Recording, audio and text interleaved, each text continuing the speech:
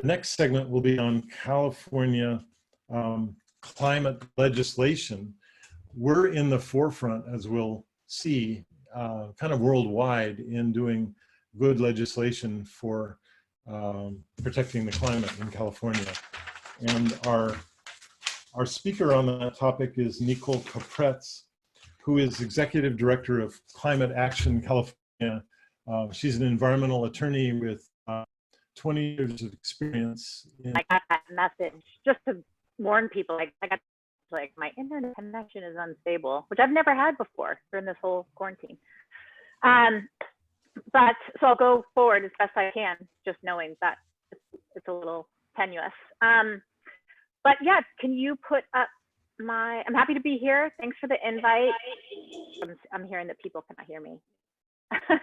And this slide is, it's supposed to be on the next slide. There we go. That California has enacted to develop the roadmap for, again, how we're going to slash our, oops, one slide back. How we're going to, this is funny. This is a comedy of errors almost. For how we're going to reach, there you go, for how we're going to reach our climate standards.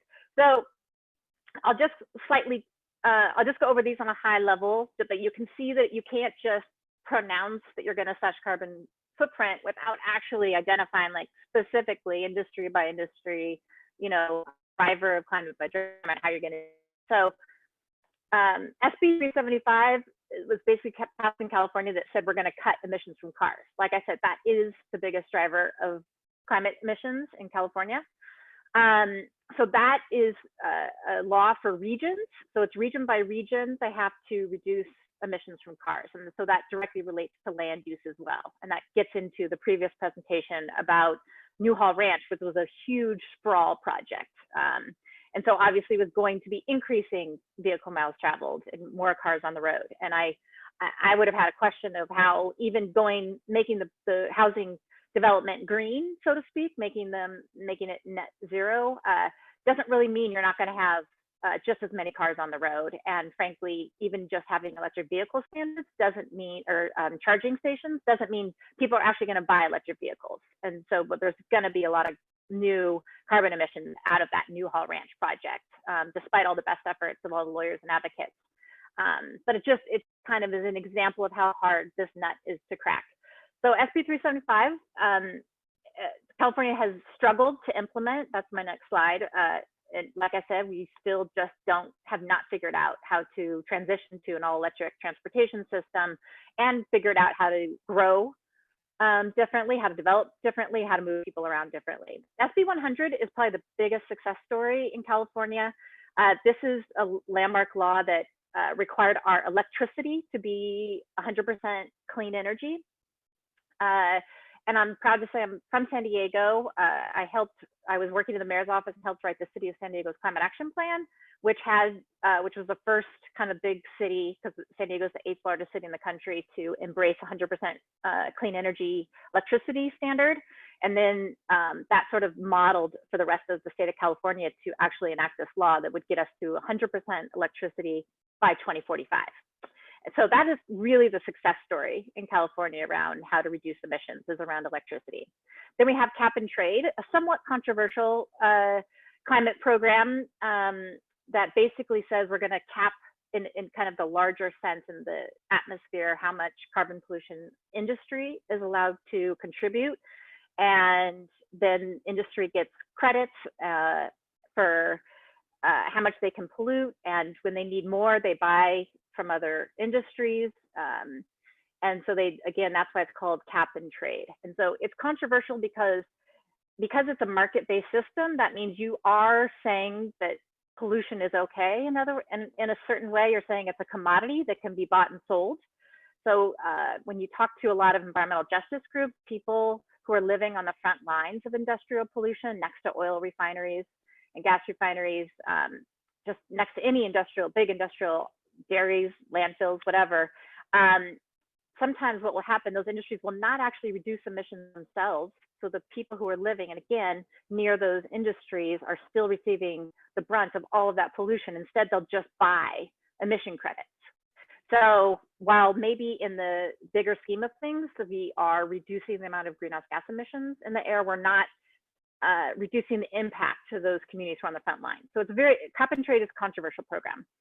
Low carbon fuel standard, also another successful approach to reducing GHGs in California, because it was just kind of a top down, hey, oil refineries, you've got to decarbonize your fuel. And so that has been successful.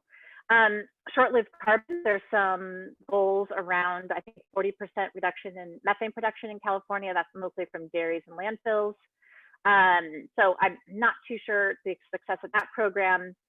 There's been a law passed appropriately, again, that says, hey, well, if you're going to make all this money from cap and trade, right? So all these industries are paying to pollute, in other words, the law basically says that you need to put that money, you need to reinvest that money back into the communities that are struggling, that are most impacted by all the pollution. And so there has been significant funds that have been millions and millions of dollars that have been reinvested. And there's a requirement that that money go to those impacted communities. And then, like I mentioned before, I think kind of the holy grail here is this our previous Governor Brown's executive order around carbon neutrality, and can we ever make that a law, and then thus create that roadmap for how we're going to achieve carbon neutrality. Okay, you can move to the next slide.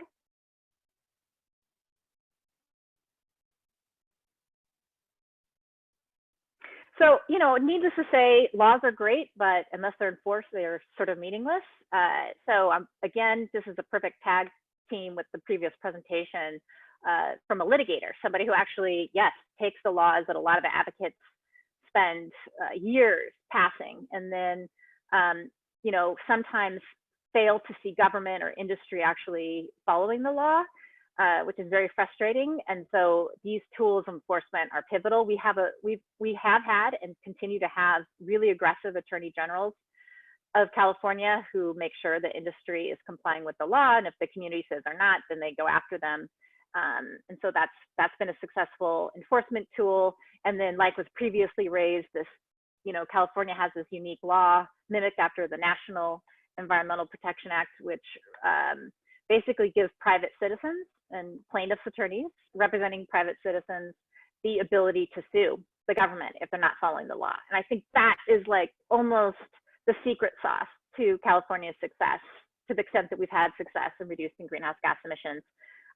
But just allowing the public, and not just relying on the attorney general because everything's political, but really allowing the public to have a front row seat in enforcing the law has been game changing. And so I think it's also important to note that was also mentioned previously that CEQA is not just, you don't have to always go to court. I think it's used as leverage a lot, because not only is there a thorough vetting and an administrative process for the public to participate in and submit comments. So this is before any kind of litigation happens. So you can change the project or the program or the long-term planning document that local governments are creating or the state is creating. So you can have influence, the public can have influence during that process in making the project better. But also you can, you know, it's a tool that you can leverage to threaten to sue. And even that sometimes gets the local governments to change their course, or a private developer to change its course if they're afraid of the impact on the timeline. So that's, you know, CEQA, in my opinion, is something that distinguishes California from a lot of other states in our ability to really move the needle on climate. And then, of course, there's the other tools that are used by advocates like my organization and obviously other stakeholders. It's just, again, politics. I mean, at the end of the day, as I tell my team and members of my organization, politics is all about relationships. And if you have the right relationships with the right leaders, elected officials, then oftentimes you can push them to do, not only make sure that the agencies are responsible for are, oh, sorry, of course. This is classic. Somebody came to the door. So that, you know, you can leverage elected officials to ensure that they tell their agencies to do the right thing. And then there's the tools of money, which is kind of uses a carrot and stick. The state of California will often use incentives to get local governments to do the right thing, to implement their laws. By saying, hey, either we won't give you funding if you are going to continue to build sprawl, or if you're going to continue to build freeways, which is going to prevent California from reaching those climate laws. Or they'll say just the opposite. We will give you money if you build more public transportation, if you put in bike lanes, if you put affordable housing near public transportation, which is considered a successful land use strategy for reducing GHGs. So these are kind of just a suite of tools that the public can use to make sure that, again, their local governments and their state governments, and it works, of course, at the federal level too. I just happen to work at the state and local level, actually, make sure these laws go into effect and are meaningful. Okay, next slide. I think I have one more slide. So I think it's also important because I want to convey, obviously, that California is leaps and bounds ahead of many other states. So, and we deserve credit for that because we really have a conscious group of citizens in California who are committed to addressing the climate crisis. And that's amazing. And that has enabled our elected officials to be brave and bold and set these ambitious targets. And we have these tools to implement that are also incredible. But at the end of the day, we're not on track. And this is not just me or my organization saying that. That's been documented in California. The governor and his cabinet secretaries and everybody has had to acknowledge that we are 3 decades behind reaching our 2030 goal of slashing our carbon emissions 40%. So we're projected to hit that 2030 goal in 2061. Yikes. And again, it's really all about our electricity emissions are going down. That's our commitment to 100% clean energy has been extraordinarily successful on multiple levels, including creating a clean energy economy that has helped, make California such a thriving economy. This is all, of course, outside of the pandemic realities, but our car and truck emissions are going up, which has a lot to do with land use. And something I just wanted to highlight is how important it is for the public to get involved in development decisions in your community. Because it was raised previously on Newhall Ranch, I think one of the problems with developments like Newhall Ranch, and there's many of them across the state of California, and San Diego, where I am, in Benue County, our county, unfortunately, continues to also approve these sprawl projects. There's nothing these projects can do to slash the car emissions that they're going to create. I mean, at the end of the day, the general plans of our local governments at the city and the county level, and even at the regional level, they have to stop sprawl. They have to literally say there is almost an urban growth boundary. There is no more sprawl that's allowed because there's no litigation. There's no solution other than just continuing to build in instead of out. We have to build out our urban environment. And that's the only way we're going to reduce our carbon emissions to the point where we can actually hit the goals that we've set. The other reality in California is that we still are like the 6th largest oil and gas producer in the country. Again, all these markets have been upended. So, I don't really know where everything's going to land. I'm just pointing out that pre-pandemic, this was still a big problem. We still were emitting a lot of carbon through our thriving sort of fracking industry. And then, is the pandemic a possible turning point? I think it really depends on everybody on this call and all of us. This is like a moment of inflection. What path are we going to take here? Are we going to continue the status quo and just sort of tinker at the margins with our carbon footprint, or are we going to embrace what's possible with clean air, what's possible with a different way to grow, move people around our region and our state and our country? I mean, obviously there's a lot of death and suffering happening, and we, need to acknowledge that, and we need to focus on that. That's our highest priority, obviously. But we also still have to sort of lay the groundwork for how we could, turn this moment into an opportunity in the long term. And I think that's kind of where there's a lot of climate advocates who are talking and coordinating and collaborating and trying to figure out, how do we use this moment? And no one, again, has a magic answer, and there's a lot of moving parts, but I just want to say that that's something that I'm so happy that there are people on this call who are listening and caring, because this is a once in a lifetime, an unprecedented experience, but at the same time, maybe it's a way for us to refashion our economy and try to figure out how to do things better. So that's basically my PowerPoint, and I'm happy to take any questions, but just wanted to, again, hit the highlights of where California is at with our climate laws and how we're doing on achieving them.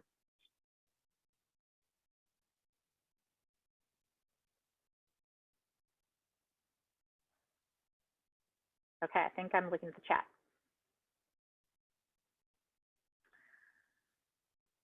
Okay, what new policies can the state implement to support transportation electrification? Yeah, so there have been a host of laws that have been considered in our state legislature to increase the number of charging stations. There have been laws proposed to provide more incentives, like just give, significant rebates to people who purchase electric cars. So I think all of those are going to be necessary. We're going to have to agree to go all in, and then there's some people who would like to say California should ban the sale of combustion engine vehicles. On the truck side of the equation, there has been a lot of investment in electric truck technology and, ensuring those investments are going to the right places. So I think there's some movement there. We're also trying to electrify the public transportation system. There are electric buses. There's been a lot of money, some of that cap and trade money that's been going into allowing cities to electrify their municipal buses. So that is happening, and hopefully going to be kind of the new standard. But yeah, no, you hit the nail on the head, though. I mean, there's a lot of potential solutions. It's just, how do we actually get the California legislature to keep these opportunities and these solutions a priority? And again, I just have to remain hopeful that this pandemic, after we sort through a lot of the issues that need to be prioritized first around health and safety, we can focus on, okay, this clearly the climate crisis and pandemics are connected, and this is the time where we're going to have to use whatever stimulus dollars we get to focus our investments on creating a clean energy economy, and that includes electric transportation. Oh, I have other questions in Q&A. Okay. Where do you get your data from? Well, we just use, we don't create our own data. We just take advantage of all the science that's out there and available for the public to use. So that's where our data comes from. We have another question. The pandemic says that many more people could tell it. Yes, great question. Telework, what we're all doing right now. I think for our organization, we are working again with other climate advocates in the San Diego region, and we're going to elevate and promote the idea of telework as like a viable, real climate solution that should be integrated into local climate action plans and also our regional transportation plans. Every region in California has a long-term planning document that outlines how you're going to move people around, and telework has always been embedded in these plans, but they've never really been implemented or enforced. And I think that's going to change. And so I think, there's a lot of lessons we can learn from other countries. We've learned that in China right now, as they are, I guess, certain parts are reopening their economy, and they're having different teams of employees come back on different days. So obviously to continue to allow the physical distancing. But I absolutely think everyone sees the reality and what's possible with telework, and it definitely needs to be integrated into our future lifestyle. Are there any bills up for consideration that you consider supporting? So we've been told this year, the only bills they're going to be considering is related to COVID relief and just kind of emergency, whatever emergency laws they need to consider. So there aren't really this year, but I would imagine in 2021, I don't know. Again, I just feel like it's just we're all over the map, that we'll see what happens. But I do believe some of the transportation bills, our organization, like I said, wants to make sure the carbon neutrality bill, the carbon neutrality executive order becomes a law. Yeah, so there's definitely opportunities, I believe, not this year, but next year. As a resource, we can easily see all the metrics and how well we are doing. Yes, so All of these metrics are actually on the California Air Resources Board site. They are the agency in California that regulates carbon emissions, and they're responsible for implementing the climate laws. There's other organizations as well, but CARB, so California Air Resources Board, is on the web. You can just Google them. They have all of this data, and they're the ones that have had to acknowledge they're not on track. So they do have all of that data. Oh, so my organization, sorry, I should have put a slide with that. It's called Climate Action Campaign. And again, we're based down in San Diego, and we mostly work in San Diego and Orange County. So we're in Southern California. And obviously, though, we tie into any statewide work because it's all connected. California's sixth largest oil producer. That's a great question. Actually, I don't know the answer to that. Into the sixth largest oil gas producer in nation or world. Somebody else hopefully can have the answer to that. That's yeah, I'm not sure. Yeah, I think we're something like the sixth largest oil producing state. Okay. Yeah. Okay. And then I have 10 local cities rely, oops, it's not quite final. And I might have skipped one, sorry, it's hard to navigate them. Can local cities rely on regional GHG policies? Yes, by the way. So for example, I'll just give an example of how it all interrelates. So California doesn't have control over regional, other than laws that have passed, such as the regional law SB 375 around our regional transportation agencies, and that's their requirements to reduce car emissions and prevent sprawl. It's what it's supposed to help do. Has not happened yet. But I'll give an example. The City of San Diego's Climate Action Plan has kind of outlined, here's where the state government is going to get you, City of San Diego, to reduce your carbon emissions, because San Diego has to do its fair share for the state of California. Here's where the regional requirements for greenhouse gas reductions are going to get you. And then there's a local gap. And this is how much you, City of San Diego, at the local level need to do to reduce your carbon emissions for you to do your overall fair share of carbon reduction. So you need local action, you need regional action, you need state action. And of course, federal. Federal is also embedded into local and regional climate plans. So they all interrelate. And the other thing I was going to point out, of course, is that Trump is also upending a lot of these climate laws, or trying to. And so it's, thank God we have an attorney general who is literally fighting Trump. I think there's like 67 lawsuits. I think Governor Newsom said that recently, against the Trump administration, a lot of them related to their attempt to undermine California authority and try to make the argument that California shouldn't have the ability to set stronger standards than the federal government. That's already been, it's in the Clean Air Act that we are allowed to do that. But as you know, the Trump administration, they're just going to keep whittling away and keep, trying to chip away at our ability to do more on climate. And a perfect example of that, and I'll end with this, is the clean fuel standards.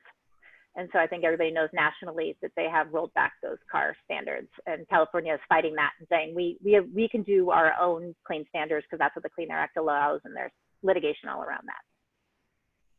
So well, I know my time's up. Yeah, thank you very much. That was a great presentation, Nicole. We really appreciate it. Very, very, very nice. Yeah, and thank you all, everyone on this call.